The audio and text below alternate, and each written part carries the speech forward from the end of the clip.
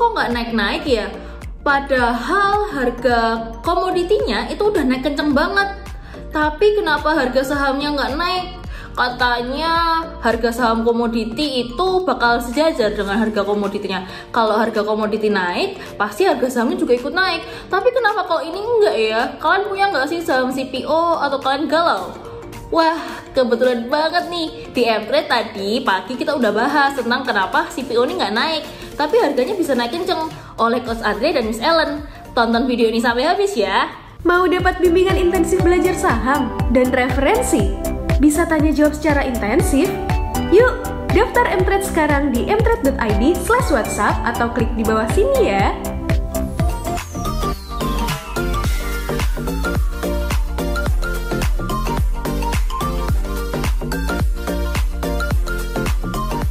Global market ya. Jadi kalau kita lihat kemarin marketnya agak sedikit naik gitu. Jadi penyebabnya lebih karena US yield-nya kemarin US 10 year-nya agak sedikit turun.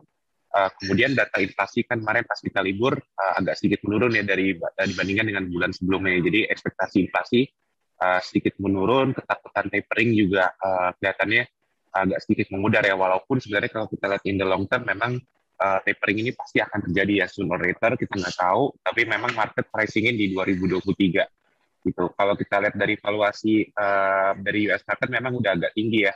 S&P 500 ini peak valuation at all time high.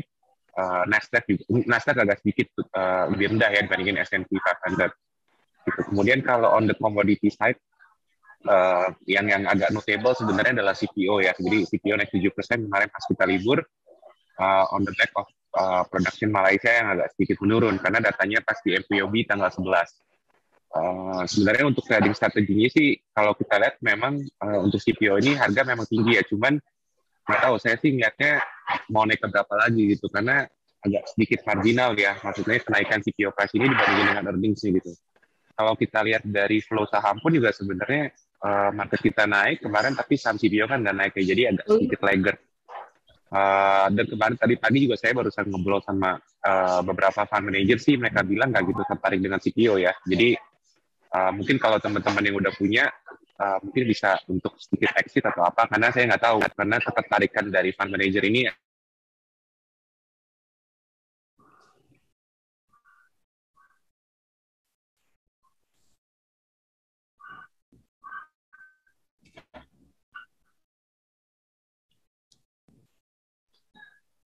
pressure dari asing, udah dapat order book, saya ini cek ke sell side, kemungkinan besar mungkin buka akan sedikit turun pagi ini, tapi kelihatannya masih dikit ya, kita nggak tahu flow-nya gimana. Tapi sih ekspektasi mungkin hari ini market kita bisa ada sedikit rebound ya, karena dolarnya agak melemah, jadi saya ekspektasinya IISG-nya mungkin nggak sehancur kemarin ya. Itu aja sih dulu, mungkin sambil ke strategi, saya sambil baca pertanyaan sih. Thank you. Oke, halo. Ya, saya tambahin CPO-nya dikit ya. Coba kembali ke tabel yang tadi, chart yang tadi.